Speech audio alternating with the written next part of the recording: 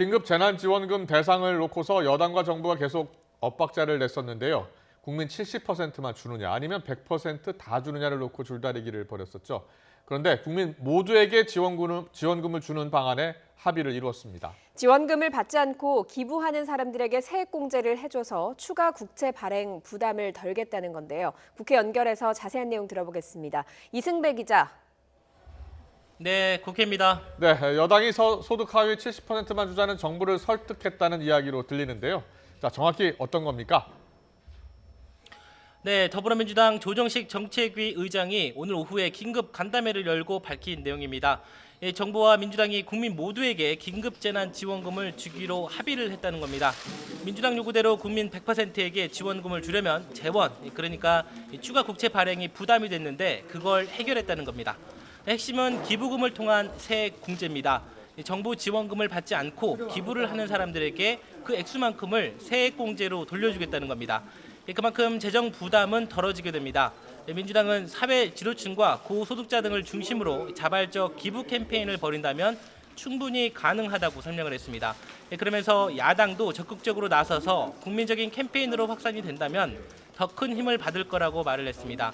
이를 위해서는 세법을 개정해서 재난지원금을 기부금으로 인정하고 세액공제한다는 내용을 넣어야 하는데요. 이 같은 방안에 정세균 국무총리도 적극 돕겠다는 뜻을 밝혔습니다.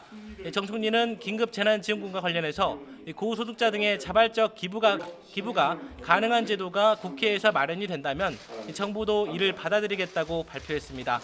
대신 이런 방안에 대해 여야 합의가 필요하다는 전제 조건을 달았습니다. 민주당은 통합당이 당정이 협의안을 마련해 오면 논의하겠다고 말한 만큼 이 안을 바탕으로 협상을 촉구할 생각이라고 밝혔습니다. 정부가 소득 하위 70%를 고수하던 입장에서 한 발 물러서서 전 국민 지급안을 받겠다고 나선 만큼 이제 공은 야당으로 넘어갔습니다. 네, 당을 어떻게 재건할지를 두고 미래통합당이 어제 전수조사를 벌였는데요. 비대위 체제를 선택했군요. 예, 그렇습니다. 비대위냐 조기 전당대회냐 이 두 가지 선택지 가운데 통합당 다수는 비대위를 택했습니다. 21대 총선에 당선된 84명과 현역 의원을 합쳐 142명 전원에게 전화로 의견을 물은 결과입니다. 이 통합당은 오늘 오전에 최고위원회를 거친 뒤 조사 결과를 발표했는데요. 심재철 당대표 권한대행은 비상대책위원회 체제로 전환을 해서 당을 재건하기로 결정했다 이렇게 밝혔습니다. 비대위원장으로는 외부 인사인 김종인 전 총괄선대위원장을 적임자로 꼽았다면서 김 전 위원장도 승낙할 것이다 이렇게 긍정적으로 내다봤습니다.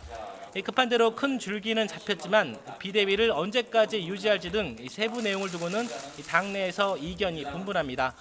현역 최고위원 가운데 유일하게 21대 총선에서 살아남은 조경태 의원은 YTN과의 통화에서 비대위로 조직을 봉합하더라도 통합 당시 당헌 당규에 정한 대로 반드시 8월 말에 전당대회를 열어서 새 지도부를 꾸려야 한다고 주장을 했습니다. 중지가 모인 만큼 통합당은 김종인 전 위원장을 만나서 설득에 나설 예정인데요. 하지만 김 전 위원장이 비대위를 맡아줄지는 아직 확실하지 않습니다. 김 전 위원장은 이미 비대위를 몇 달가량만 짧게 이끌 거면 맡을 생각이 없다고 밝힌 적이 있고요. 또 오늘 아침 한 라디오와의 인터뷰에서도 자신에게 전권을 주지 않고 8월 전당대회라는 전제가 붙으면 맞지 않겠다고 분명히 선을 그었습니다. 지금까지 국회에서 YTN 이승배입니다.